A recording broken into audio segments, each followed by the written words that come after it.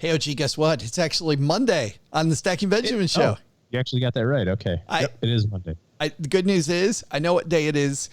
The other good news is it's been a great holiday weekend. How about for you? Couldn't be better. Well, we're going to make it a little better. How about that? Add a little salsa in here. Give you some listening stuff. Okay. What else you got? Here's the deal, folks. We are counting down, OG and I, 7 of our quirkiest episodes from the last 8, 9-ish years that we've done this show. You like my ish? Not really certain. Not going to look. Because we didn't look it up. We're on vacation and we're still working. So take what you get, people.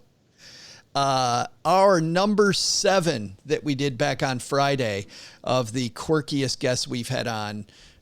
We started off with Tracy Conan, the forensic accountant and accountant spy, putting the financial records together to catch bad people. Number 6, we talked to Anna Corwin, who explained why nuns live longer than other groups of people. Number 5, Lindsay Goldberg from earlier this year. That's going to be our most recent episode on the list. She told us lessons you can learn from dominatrixes. And today, in the number 4 spot, we're going to talk with documentarian Sanjay Rawal, who did this documentary about an ultramarathon that takes place around one city block, 3,100 miles around one New York City block over and over and over. And this was called How to Win in the Long Run. We did this show back in 2019. OG, you're a big runner. Yeah. I run between here and the wine fridge. Very fast. There it is. We also talk about some interesting headlines. Tom Petty's estate. Tom Petty had passed away back in 2017, and we dig into some of the lessons of lingering estate planning. And as you know, OG, I don't think those are still solved. Yeah, probably not, actually. 3 years later, 3+ years later. And then talking about a credit card reward program that was out at the time that you might want to skip. We also, by the way, dig into a question on the Haven Lifeline. Remember, by the way, we try to take out anything that doesn't comply with today's rules, but these are old episodes. We could have missed something. So before you act on anything, make sure you consult with your financial pro. You should do that anyway when you listen to any show online, but also when you're listening to shows that are over a year old. So here we go. Ready to press that button, OG? Okay, let's do it. Another button. I'm good at pushing buttons. Pushing everybody's buttons all day long. You are great at pushing buttons. Number 4, How to Win in the Long Run with Sanjay Rawal. This is from June 10th, 2019. Who's with me? All right, let's do this, people.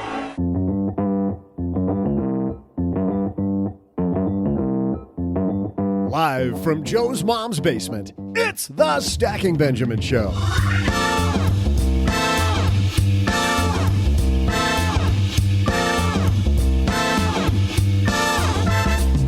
I'm Joe's mom's neighbor, Doug, and on today's show, we welcome the creator of a documentary about running 3,100 miles around one New York City block, Sanjay Rawal.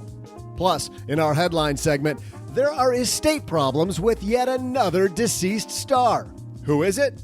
We'll share later today. Plus, we'll throw out the Haven Lifeline to a lucky listener and leave time for my incredible trivia. And now, 2 guys who are shaking out the cobwebs and stretching out to celebrate yet another Monday.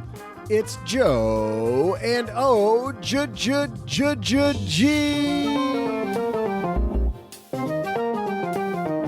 And it is Monday, and we're so happy to be here. I am Joe Saul-Sehy, Average Joe Money on Twitter, and across the card table from me, all dressed up with a podcast to make.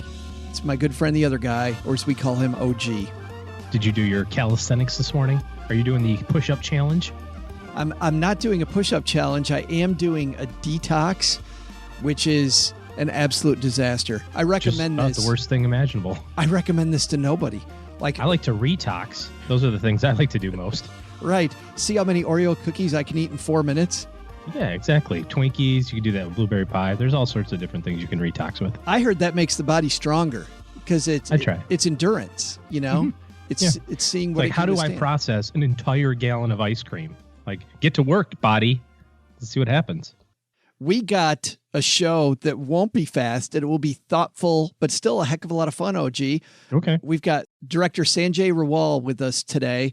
You may have seen him. If you listen to podcasts about endurance sports, you may have seen him. And we know financial planning is an endurance sport in many aspects. There's so many takeaways. Financial advising is. I know that. Imagine, first of all, a race that's 3,100 miles. That by itself is difficult to imagine. It goes over 70 days. But imagine, second, that same ultramarathon is around one single New York City block. How do you keep track of it? We'll find out. We're going to ask him today. So let's get the party started. Hello, darlings. And now it's time for your favorite part of the show, our Stacking Benjamin's headlines. Our first headline comes to us from Barron's. Breakdown over Tom Petty's estate offers a lesson. Did you see this headline? I didn't know Tom Petty died. You can crack John Denver jokes all day, but you didn't know Tom Petty passed away? No. When was that? Yeah, that was, it's been a while ago now, 6 months. I don't have the date in front of me, but I do have this piece in front of me. He's now among the wildflowers? So, oh boy. A disagreement among family members of late singer-songwriter Tom Petty that spilled into the courts underlines the importance of precise language in trust and estate documents. So reports wealthmanagement.com, which notes that Adria Petty and Anna Kim Violet, Petty's daughters from his first marriage, recently sued his widow, Dana York Perry, and are seeking at least $5 million in damages. The daughters accused Dana of setting up a company, Tom Petty Legacy LLC, as a vehicle to deprive them of assets. The company is separate from Petty Unlimited LLC, established in 2018 to manage the singer's assets after he died. The daughters claim the terms of Petty's trust give them, quote, equal participation in making decisions about handling the estate. Dana's claimed in court documents the daughters are attempting to, quote, rule by majority. She also has said that as sole trustee for the estate, she gets the final word on decisions. Both interpretations are plausible. Carrie Harrington, a trust and estate attorney at Levenfeld Pearlstein in Chicago, tells wealthmanagement.com, equal participation could mean Petty wanted each of the three to have an equal vote, which would give the daughters a 2-1 majority. Could also mean the daughters have the right to participate in the decision-making process, but can be overruled by Dana. The attorney who drafted legal documents for Petty could provide clarity on his intentions. The lesson here for financial planners and for people doing an estate, I will say, this piece is written for financial planners, seems to be to make sure the language in trust and estate documents is crystal clear, preventing multiple interpretations. I think it's important for that. It's also important to think about the dominoes that happen when you have the people that you want in charge. So how do they get along now? You know, you're going to go, well, I want my 2 daughters and my third wife or whatever to be in charge of my estate. How do I think that relationship's going to look? How do I think those decisions are going to be made? Well, it's pretty clear. If I were the daughters, I would say, hey, you and me, let's gang up on this and we'll get it the way we want it. I mean, that's pretty obvious that that's likely to be a scenario that you should consider. And it's the same thing when it comes to choosing guardians for your kids or trustees for your investment accounts or, you know, powers of attorney for financial or medical decisions.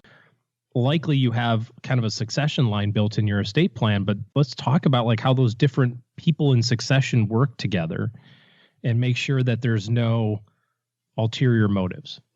This is the reason why I like having an attorney involved when my estate documents are done. Now, if your estate is very, very simple, just getting it done using off-the-shelf stuff, I think for now could be fine. But problems like this begin to emerge when the waters are a little murky and the wording is not exact. And you start talking about millions and millions of dollars.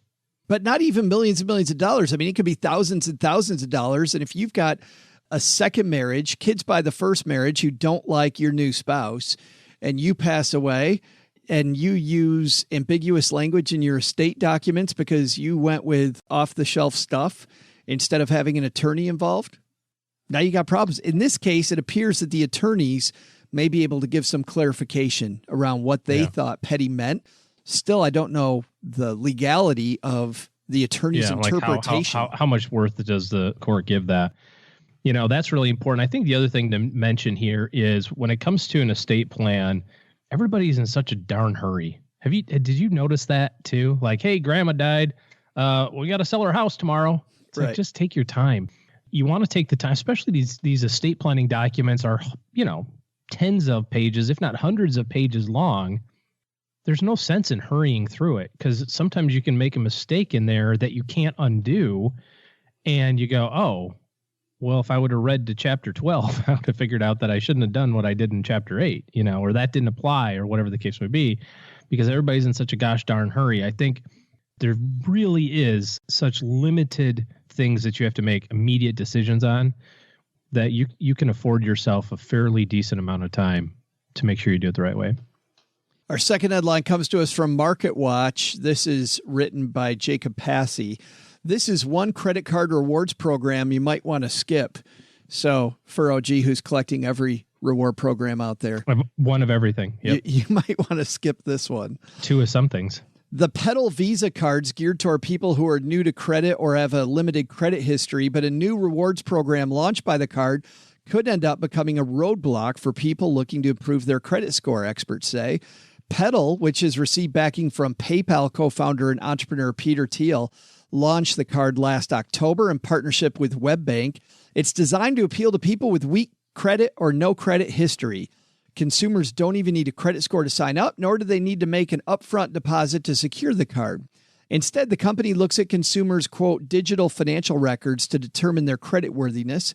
That record includes looking at bank accounts to get a sense of their spending habits.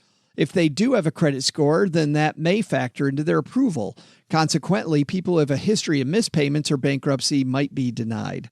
The card also carries no fees and a credit limit up to $10,000. Its annual percentage rate varies between 15.24% and 26.24%. To be fair, that starts at a lower rate than the APRs offered by many other secured cards that also help customers build credit.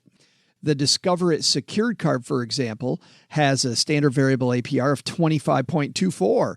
Pedal points out that the lower credit limits for secured cards restricts customers' ability to keep a low balance to credit limit, thereby slowing down their ability to build credit. Both the rates for Pedal and the higher rates for many other secured cards are well above the national average of 17.72, although that figure obviously includes those with long credit histories and high credit scores. Here's the rub, OG. Pedal says its new reward program launched in May is designed to reward users for making on-time payments. Every cardholder will initially earn 1% back on all purchases made with the card.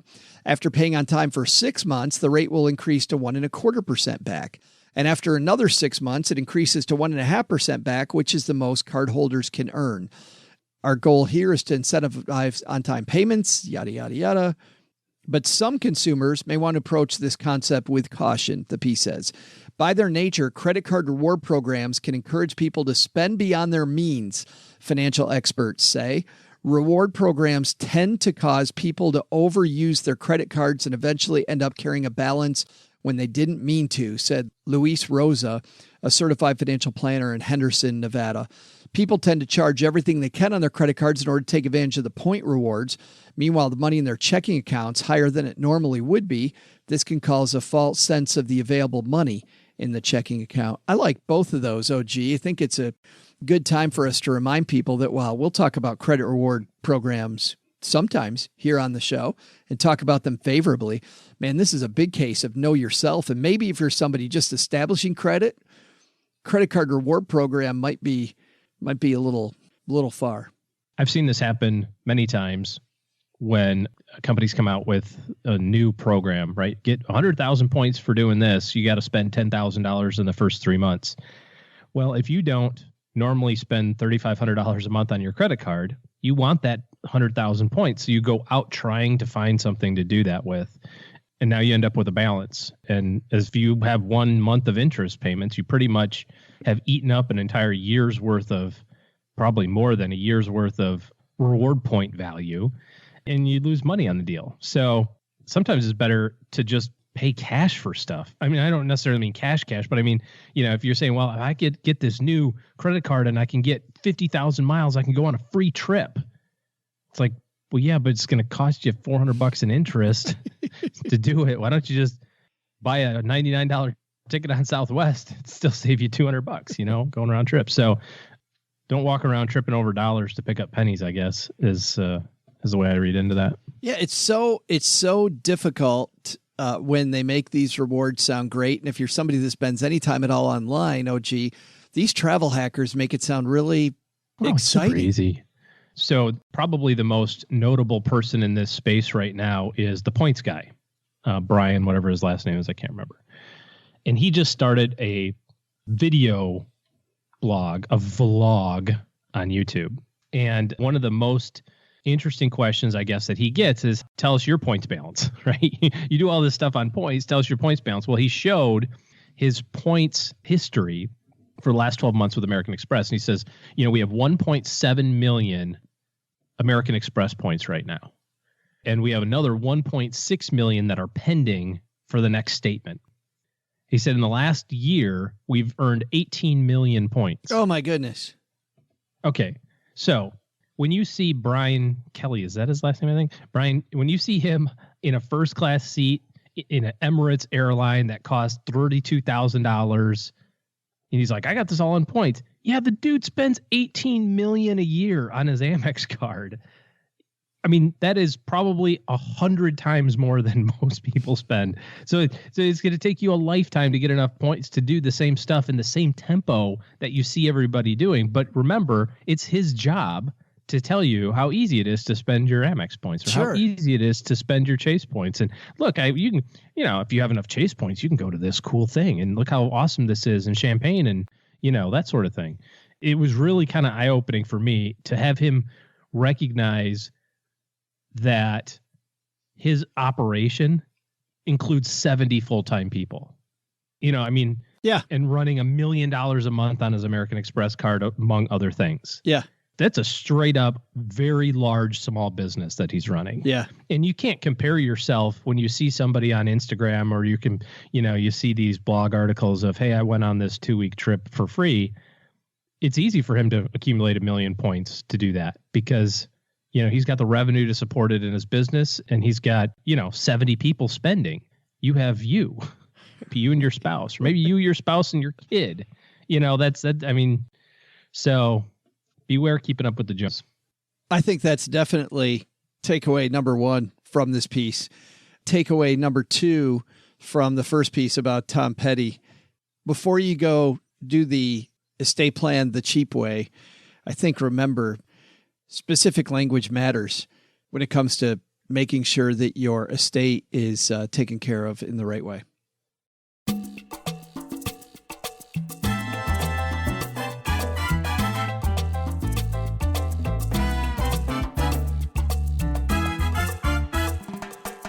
You ever think about running 3,100 miles around a New York City block, OG? Is that a rhetorical question? I know you dream about that all the time. Like Mrs. I've OG. dreamt about running around a block once. This film is called 3,100 Run and Become, and we're about to talk to Sanjay Rawal about it. Sanjay spent over a decade working in the nonprofit and government sectors while running a small agricultural genetics company with his father. After working with Abby Disney and Jeannie Rediker as a consultant to their hit documentary, Pray the Devil Back to Hell, he was bit by the film bug.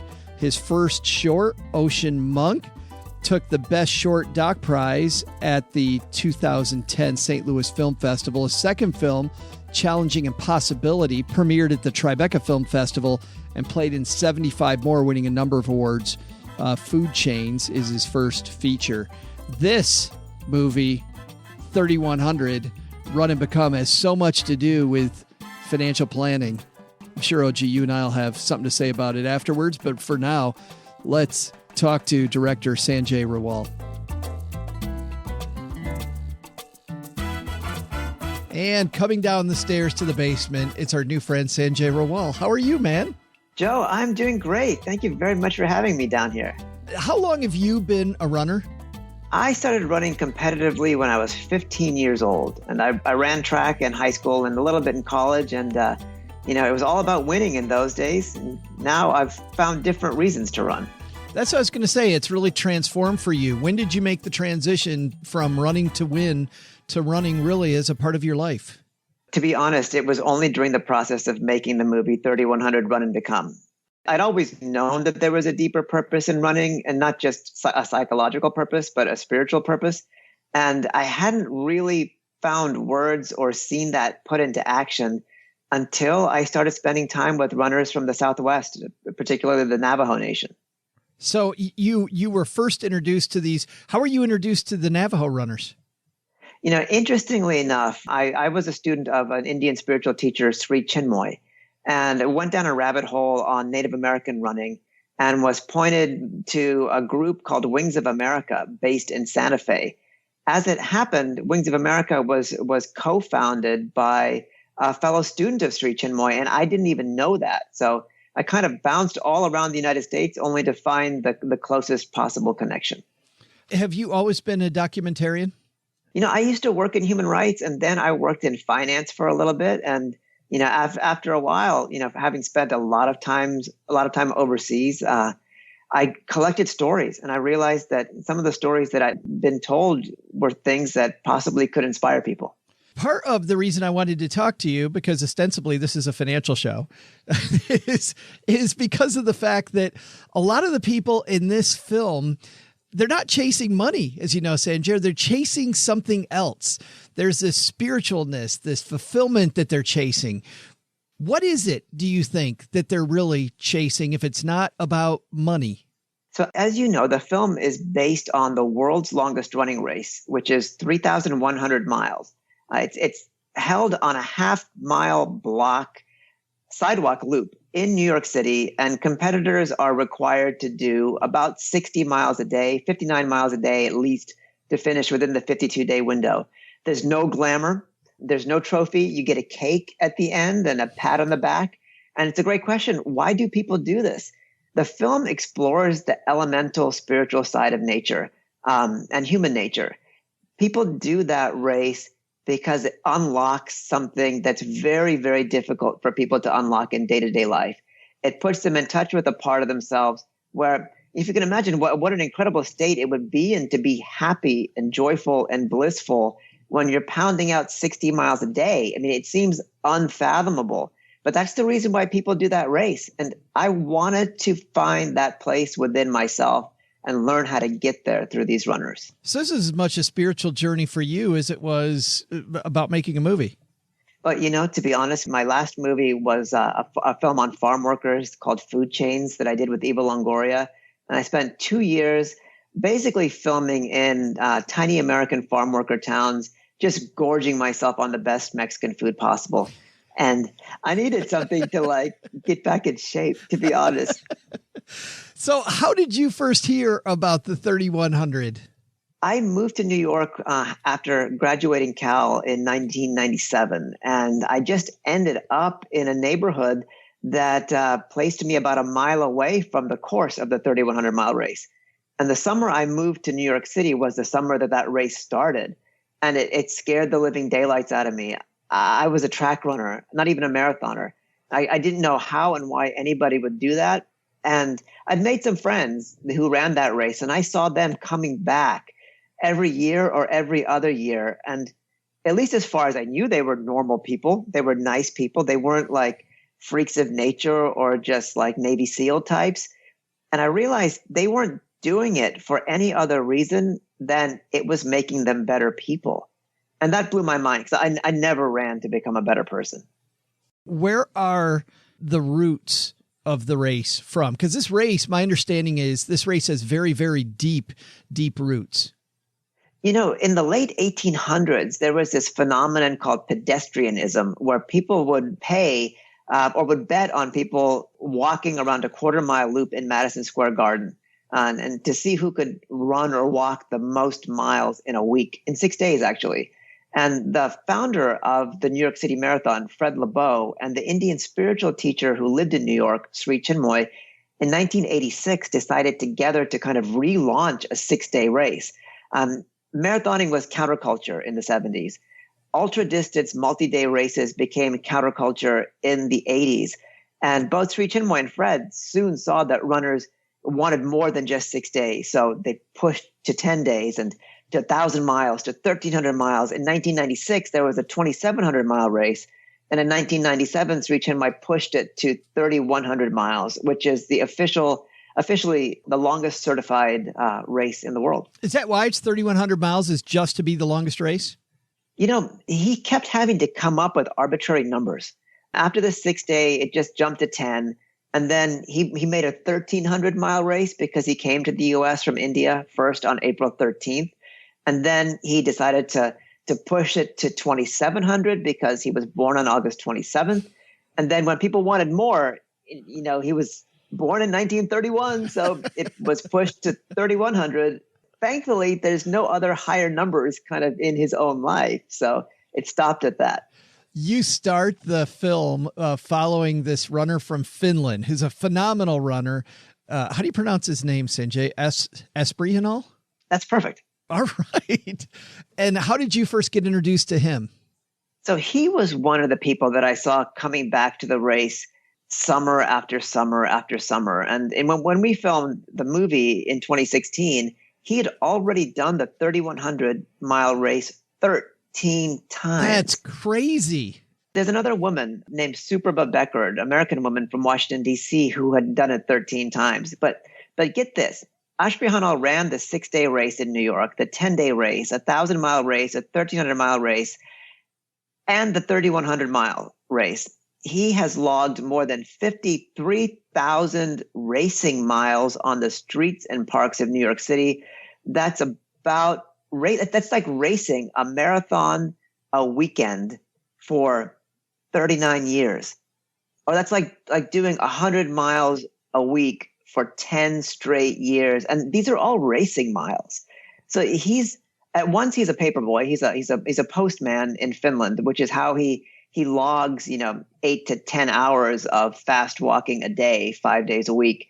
But he's just this phenomenal freak of nature. He certainly is. He seems like a very laid back person, but the film starts with you filming him talking to a mentor of his or a coach, and he's 45 years old and he's about to run this again for, I guess, then the 14th time.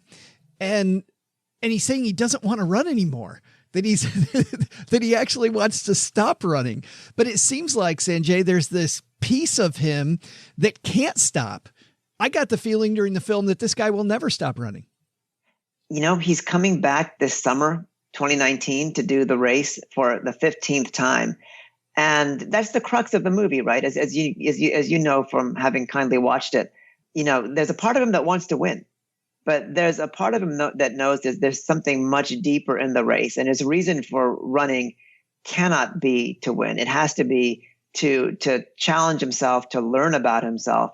And think about, what a petri dish it is to spend 18 hours a day doing one activity, whether it's painting or reading or writing or running. You're forced to overcome a lot of your own conceptions about yourself. You're forced to really accept who you are for all your good qualities and bad qualities. And at the end of the day, he knows that the 3,100-mile race is kind of like an accelerant for him in terms of his own goals to become a happier, more joyful, more satisfied person. And he can get that kind of catalyzing experience through the 3,100-mile race.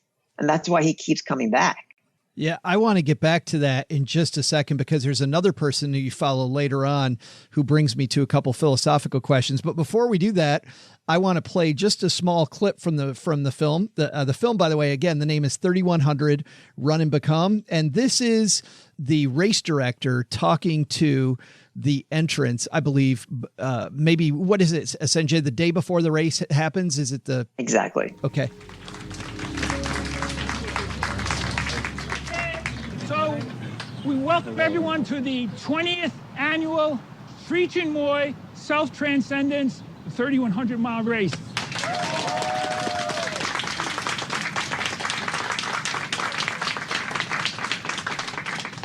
what really makes this race special is its spiritual focus. The 3,100-mile race really is the embodiment of self-transcendence. But this is the only race that I'd say that can guarantee to the runners that no matter when you cross the finish line or how many miles you do, you will be changed, and you will be changed for the better. Okay, I have to say one more thing. Sri Chinmoy gave me the permission that if I decide to pull you out of the race, you are out of the race for whatever reason. If there's something going on, you have a problem, and I say you're out of the race, you are out of the race, and it's not questioned. Okay, is that clear to everyone? That's very important. Okay? Thank you very much. And there is some serious risk here. I mean, these people don't come out, Sanjay, and just begin running 3,100 miles with no preparation. There's some very serious preparation they do. They have to deal on that course not only with the pounding, but they have to ingest 10 to 12,000 calories a day. So like all of your like inner organ systems have to be functioning. There's a lot of inflammation. There's a lot of toxins created from that type of exercise. You have to be able to process it. And it's in the summer in New York City. So it gets hot. Like the hottest days are going to be between 100 and 104 degrees with the heat index. Asbury Hinall keeps a journal as he runs. I mean, he really takes the meditative part of this very seriously. You know, we were able to get glimpses into his experience through the fact that he was recording some of his daily thoughts. And we did the same with one of our other characters, an Austrian woman named Shamita Achenbach-Koenig, who's a phenomenal distance runner and a professional cellist in Vienna. And after a 20-year hiatus from ultra distance running, came and qualified for the 3,100 and ran it in the summer of 2016, or I should say attempted it in the summer of 2016. I actually want to go to a clip of her next. I'm glad you transitioned to her because this is where I think we get incredibly philosophical. This is a clip from her daughter talking to her in Austria in the weeks before the race. So, are you excited about the race upcoming? Of course. I mean, it's a long preparation. Like in January, I decided to do this, and you grow into this project. It's in the beginning, it's like overwhelming, like for many parts in you, for your mind and for your emotions and everything. And then you start training, and then you come a little bit into it. When you were saying that so many people ask you if you're going to run the race, and you were actually thinking maybe, I was dead against it because I almost lost you 20 years ago when you did a 100-kilometer race in Vienna and when you almost died. Now, I mean, this is something that always accompanies you, but I'm not afraid of it because I'm not afraid of it. Of course, yeah, when we die, we die. But we also have to live when we live. What do you think is bringing her back to the race? Shamita is so tough.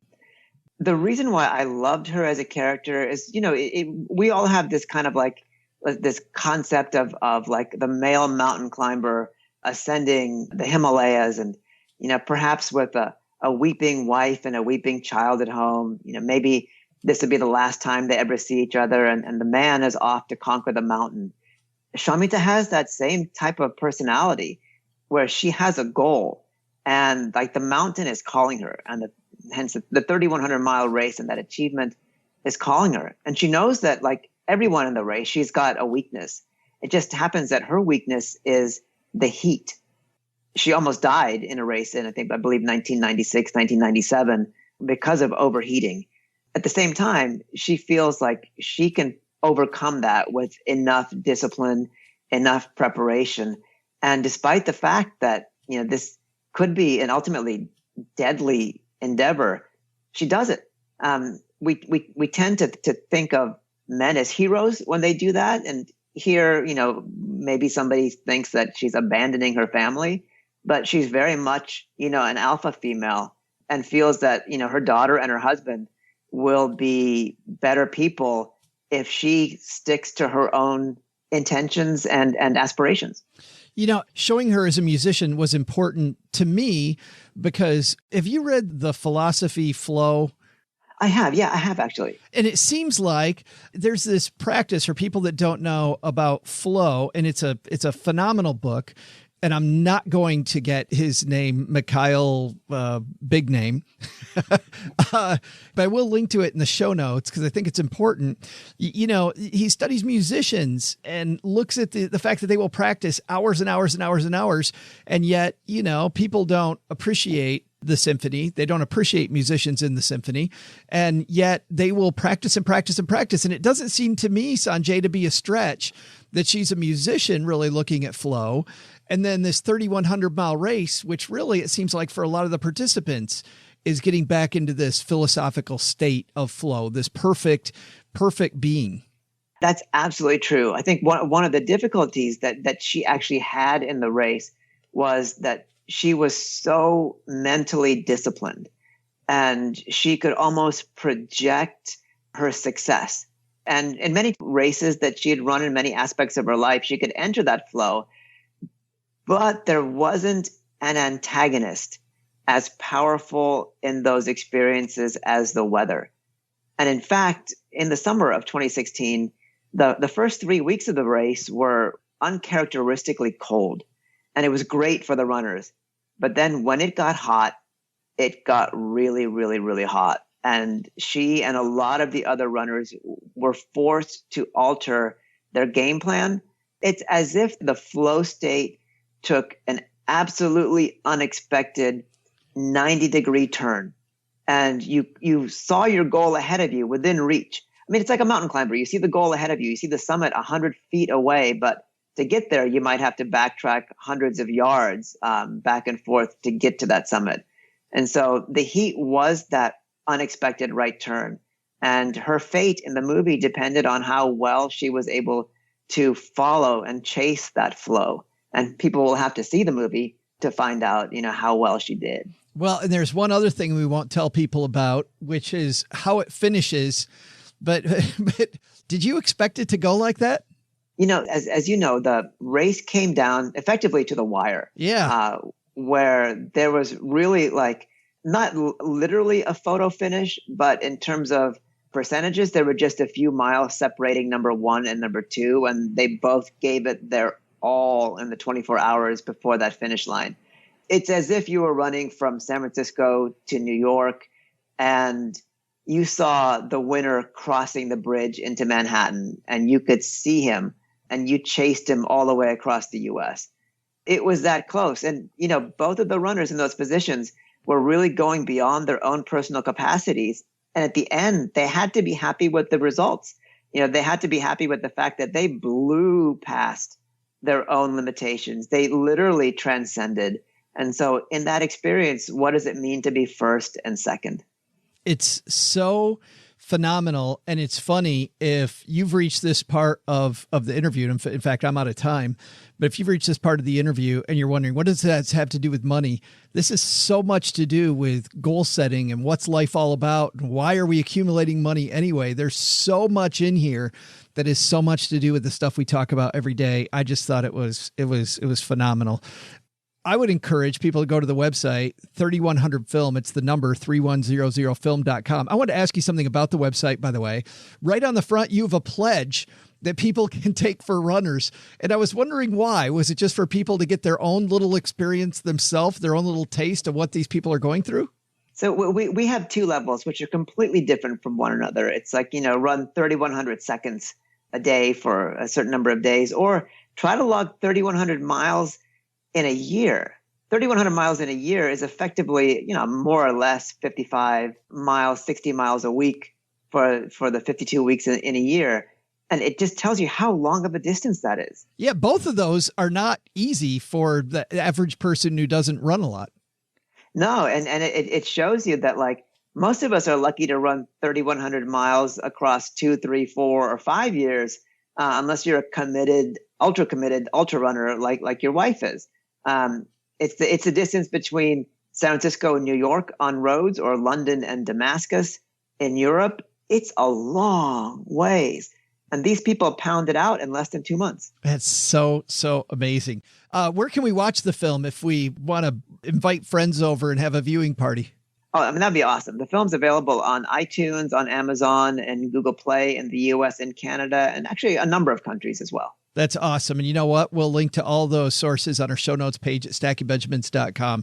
Sanjay, thanks a ton for hanging out with us for a few minutes. I really appreciate it.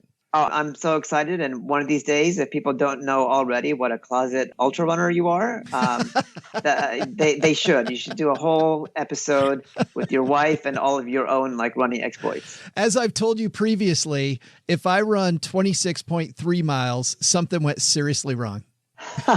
Touche.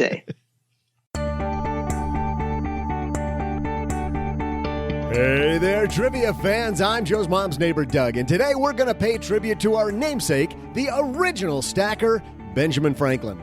Today is the very day that Mr. Franklin, as we call him here in the basement, have some respect, people, well, he flew his kite in a lightning storm back in 1752.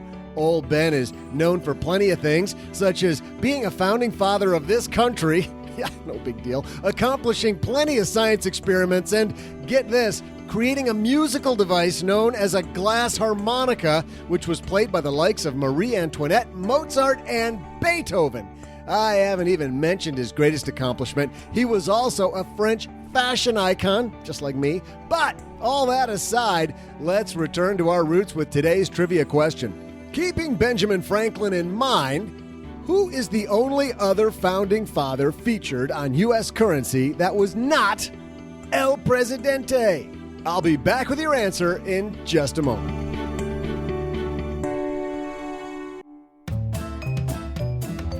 Bonjour. Welcome to French Made Easy with me, your host, Mathilde.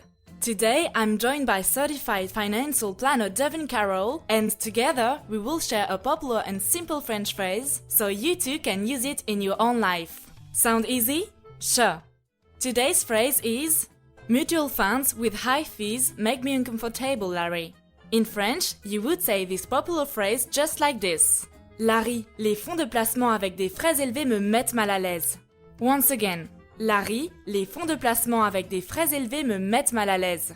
Now, let's hear certified financial planner Devin Carroll try it. Ready, Devin? Okay. Fonds communes de placement, Larry avec des honoraires, élevés me font mal à l'aise. Ugh, nailed it. Perfect! See how we sound almost exactly alike? You too can speak French easily and comfortably listening to Stacking Benjamins. See you next time. Au revoir!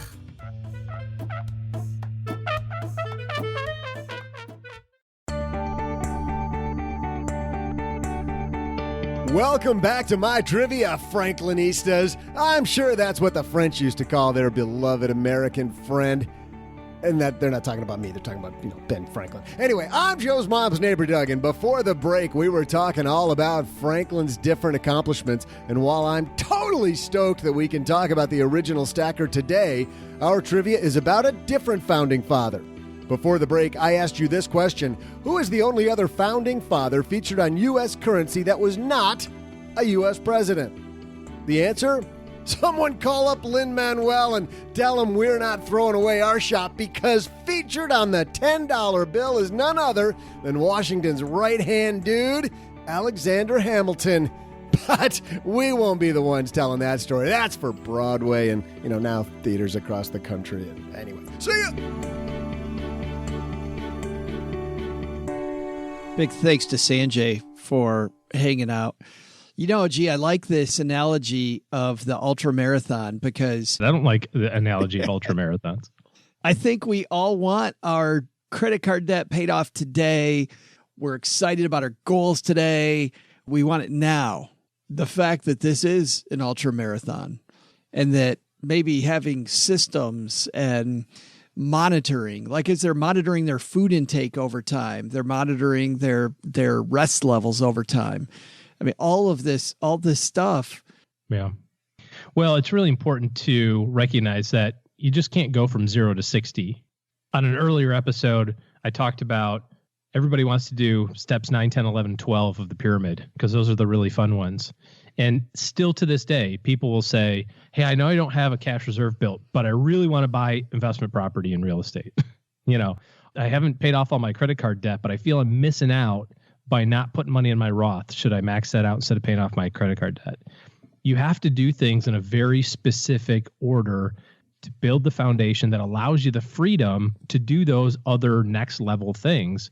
And the snowball that comes from that, the rate of change that happens when you build it the right way is so much better than having something go wrong and now you take 3 steps backward again and start the plan all over again, start the path all over again. Because you managed to accumulate 15 grand in your brokerage account. Great job. But now you're laid off because you don't have a cash reserve. Now your brokerage account goes to 0 and you're starting over again.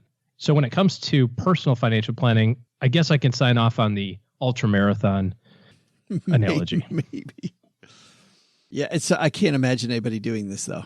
I don't know what it's like. I don't think I could run 3,100 miles in a lifetime. I just don't get what makes those people tick. I mean, it's like you and I have a friend who's climbed Mount Everest twice, and I just have no desire. I don't understand what the attraction is. Well, seeing the curvature of the earth would be pretty cool. Yeah. But you know what? I got to see it through his video of it, which was awesome. which is second good. It is way Second better best. having a friend do the work and you look at the pictures. That's right. Yeah. Could you get that in HD? Could you superimpose? Well, I guess you're so covered up, no one would know it's not me. Yeah. So Let's I'll just pretend say I did it. It's Sure. really cold. Hey, How was it climbing Everest cold?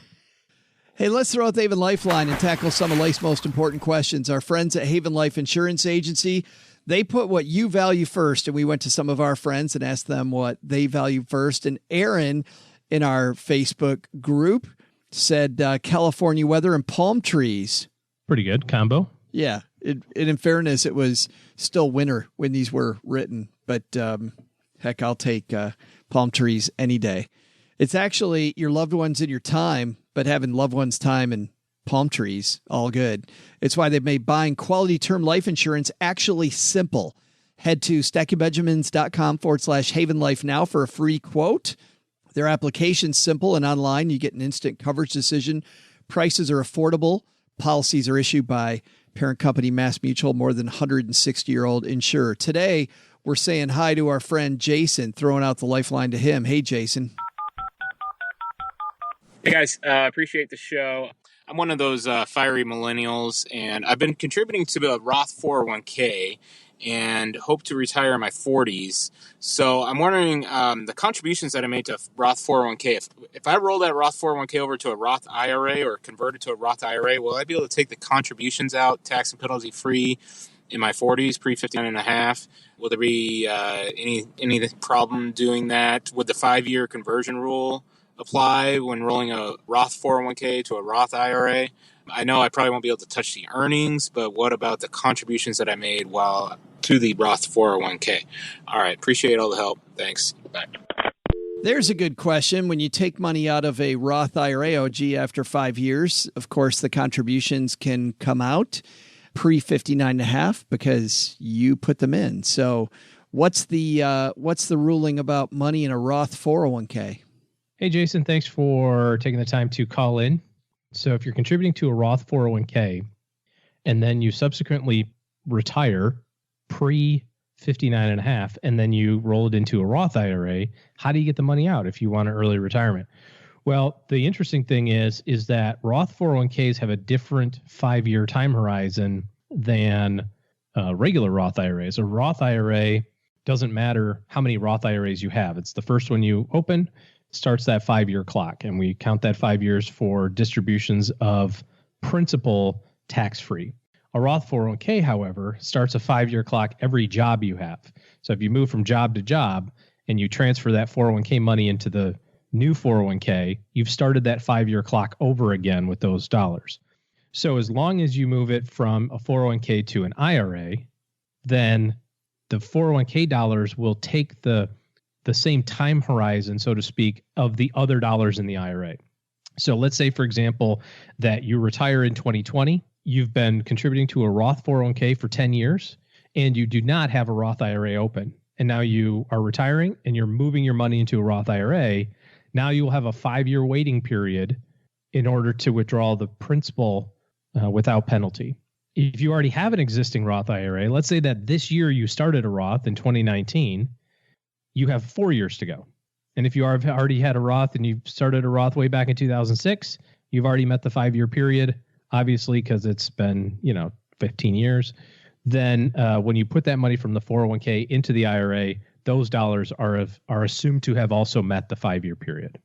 So the critical thing is, no matter how old you are right now, no matter how much money you have, get some money into a Roth, because it starts that 5-year time horizon, that 5-year clock. Even if it's $100 and you buy, one share of Apple stock in it, and that's all you got right now, you're starting that 5-year time horizon that could be useful 5, 6, 7, 8 years down the line when you do have money and you're able to save, or you are choosing an early retirement and that sort of thing. Thanks for the question, Jason. We also are finishing up with the mailbag. David sent us this note a while ago now. Hey guys, I'm a 41-year-old who just started to pay more attention to my financial situation and credit your show for this. That's cool. Thanks, David. I recently started listening to podcasts, came randomly across your show. Anyway, my question is this. What's the advantage of using a financial advisor and buying mutual funds or any recommended funds that usually have expense ratios in the 1% to 2% range? I get they can diversify and manage acute issues with certain economic trends, but why can't I just diversify by buying SPY, QQQ, which, by the way, is known as the SPDR, that's SPY. That is the S&P 500. Generally, there's a cheaper way to buy that than SPY. QQQ is as if you buy the NASDAQ. DIA is called a diamond. That's if you buy the Dow Jones Industrial Average. And then he says, and then throw in a Vanguard International ETF, REITs, U.S. savings bonds, etc., thus paying much less in expense ratios. I feel like I can't get a straight answer on this. I realize you may not want to answer this question based on advertisers and people you work with. Oh, no, we'll answer it, dude. But if you could just write me back. No, David, we're going to answer this because we've got a lot to say on this issue. This is, by the way, my favorite misconception. And whenever I see people making this misconception, I'm happy to add in my 2 cents. So, G, what do you think? Well, a couple of things. First of all, he's right. You don't need to pay anybody anything to go out and pick 2% active mutual funds. Maybe you should pay somebody to not pick 2% active mutual funds. But if that's the comparison basis of, what advisors do, which is advisors go out and find the most expensive thing and jam it down your throat, then obviously you have a bias toward not doing that. And I would too. It doesn't sound like a very good way to manage one's financial life. I'll take a little exception to your diversification plan, which largely excludes smaller companies. And then I will also add to the fact that nowhere in there did you mention the correct allocation of all those things. SPY, DIA, and QQQ are effectively buying one of everything in the U.S. That's all technology driven for all intents and purposes. So maybe there's some value there. But really, I don't think that a financial planner's role or financial advisor's role is solely to go out and find mutual funds for you, or ETFs, or separately managed accounts, or hedge funds, or private placements, or any of those things. It's to partner with you to take the work that you're already doing to a different level. We call this 101 stuff versus 301 stuff. You probably have all the 101 stuff done, and that is more than satisfactory. You can retire very comfortably by maxing out your 401k and put money in a Roth and sending some money to a 529 so your kids can go to college, pay off your debt. Nothing wrong with that. That's a perfectly fine approach. If you want to do things a little differently, or if you want to kind of up the game a little bit, there is some professionals out there that can help make things a little bit more efficient, perhaps. Well, and here's the way I think that happens, OG, is an investment picker and a financial advisor are two totally different things. I would help people with their budget. I'd help them with their tax situation. We talked about Tom Petty and his estate. We'd make sure that we got that plan put together, oftentimes bringing in other professionals. But my job was to make sure that it was correct, done right, responsibly. We calculated what the insurance needs were. We took advantage of as many programs and opportunities that places like the place that you worked offered, organizations you belonged to, areas that they offered.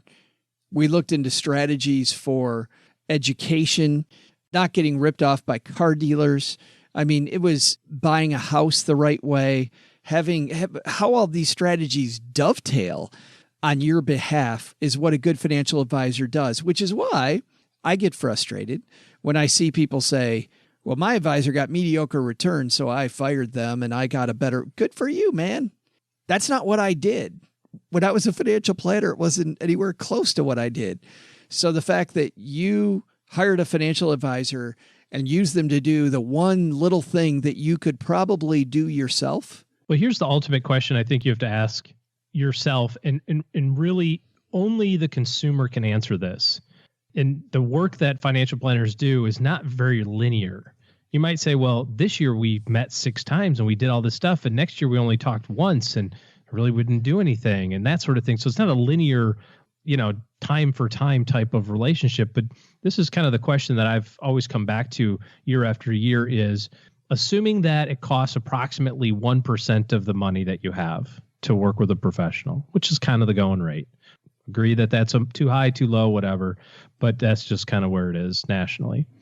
If that's the case, do you think that that person could provide you an extra 1% of lifetime returns and or save you 1% of mistakes you might have made along the way? But the one or I got one more. All right. Don't cut me off. And or save you 1% of time, energy, and effort. And the weighting of all those 3 things will vary year to year in your own mind. And only you, the consumer, can weigh those 3 things and say, I'm getting value for the money that I'm paying. Well, I think it's even more than that because that's only broke even, right? I mean, sure. It's got to be above break even to actually make sense. Food cost in a restaurant can only be 30%. So you have to see it as an even bigger win than that. It is frustrating to me, though, the amount of time I would meet people that were sabotaging themselves over and over and over on financial stuff that had nothing to do with picking QQQ. Yeah. So to finish that thought, you said we could write you and say, go for it. Go for it. Yeah, I really do. I mean, there's a good spot in life and there's a good spot in your personal situation where hiring an outside professional for anything, not just money, makes sense. And if you've got the aptitude and you've got the time and energy to put into it, yeah, go for it on your own, man. Thanks for that question. If you've got a question, you can call the Haven Lifeline. It's stackingbenjamins.com/voicemail. And just make sure that the computer you're using or your phone has a good microphone and you're good to go. And by the way, Jason's taking home a Greatest Money Show on Earth t-shirt as well for calling in. That's going to do it for today. Man, what a great show. So much fun. Love doing these, even on a Monday, OG. Well, actually, probably mostly because it's Monday, because it makes my Monday way, way, way brighter. Despite the fact that it's Monday. Makes it so much brighter. Thanks to everybody who's left a review of this here podcast. Here's one that Mom has on her fridge today. This is from Chris. Chris says, I give it a 5-ish, 5 stars. This is the only podcast I wish there were daily episodes of. Imagine trying to put that together, OG. You and I have enough trouble doing 3. Yeah. I began listening 2 months ago. It's completely changed my mindset of how an early investor like myself should be setting goals.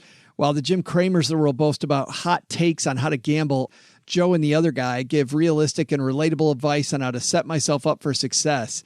No longer afraid to ask my advisor dumb questions, and I'm even getting great tips on how to thoughtfully bring up savings topics to my wife. The 3 other listeners of this show may joke about never learning anything, but my growing fat stacks prove otherwise. Thanks. Wow, Chris. See, we didn't even have to pay Chris, OG. No $10 to that guy, and he still brought it. What's that all about? Pretty nice. Yeah, very nice. Thoughtful. And Mom's got it on the fridge. So thanks a ton for that.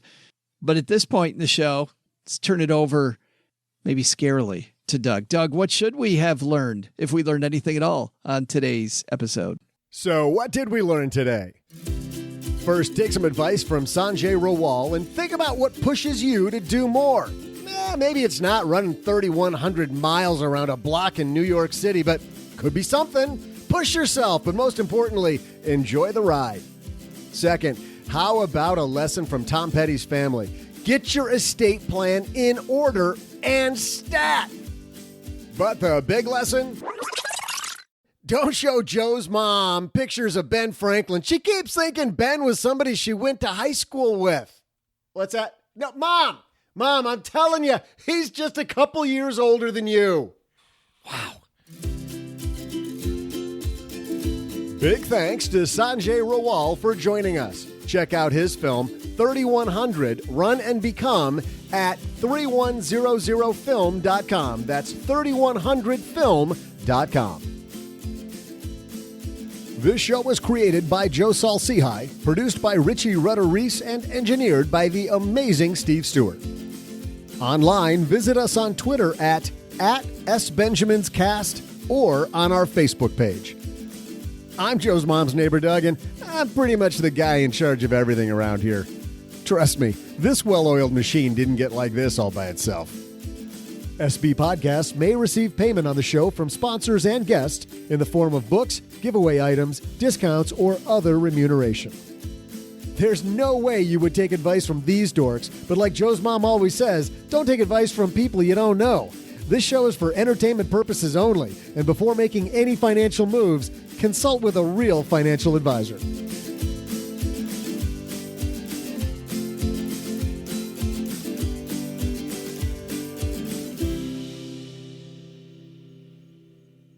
Does anybody else spend hours wondering what Kenny Loggins is doing on any given Tuesday morning? Oh no, that's just me?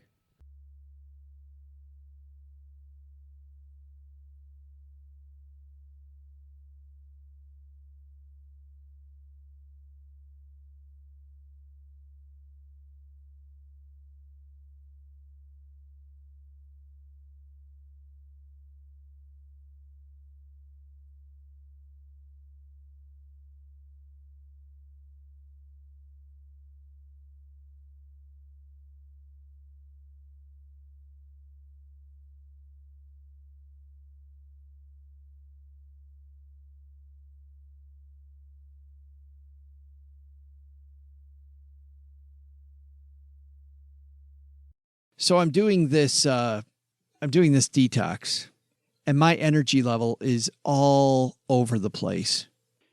I'm on day 2. Day number 1, the day where your caffeine withdrawal makes you realize just how addicted you are. Why are you detoxing from caffeine? Not can't just detox from everything. Just to do like one thing. Detoxing from a bunch of stuff. It's a program through my gym, and Who's Jim? I don't think he's qualified. Jim might, based on the way I feel right now, Jim might not be qualified. So I go through these highs and lows right now. I've got super duper highs. I'm like, hey, I feel great. And oh my God, even last night, the first night, they said after 4 or 5 nights, you'll sleep phenomenally well because of all the toxins that have been flushed out of your system.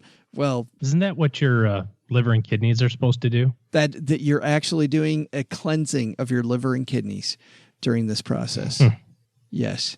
So I've heard it's all mythical stuff. It really doesn't happen.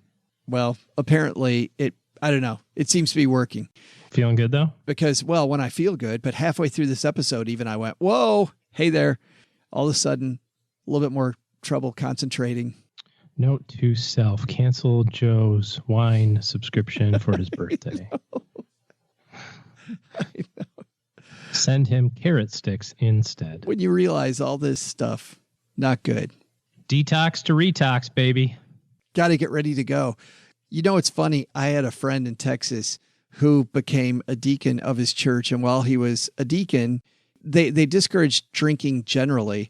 But if you're a deacon in the church, they definitely say, yeah, you're not drinking any alcohol.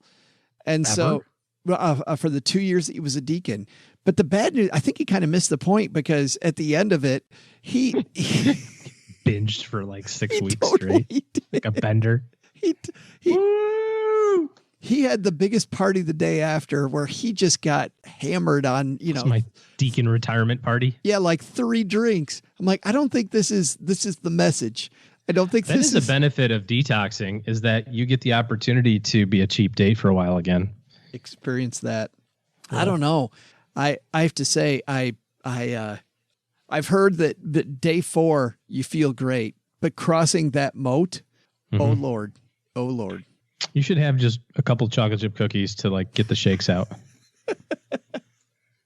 That'd be great. Cheryl comes home today. Said, hey, how did it go? Like I'm feeling great. lots of energy. Everything's wonderful. She sees like the box of Oreos that's like crushed up at the bottom of the trash, like not even in the trash, but it's in the dumpster, like the big trash thing out by the road. She's like, Joseph, I've got did you have a whole thing of Oreos? You're like, no. Cookie Like crumbs, Oreo crumbs all around over. my mouth. Yep. All stuck in my It's teeth. like a tub of ice cream. Yep. I had to. I feel like that right now. The devil made me do it. There are some pretzels sitting over on that counter, and I know they're there, and I flippin' want one because I know they're there. I found out that I can eat like almonds or olives, or I got like a big tub of olives. I've been cranking on those. I got the olives with the garlic inside so that nobody wants to be near me. Well, you didn't even need that. Nobody wants to be near you anyway. So it works out.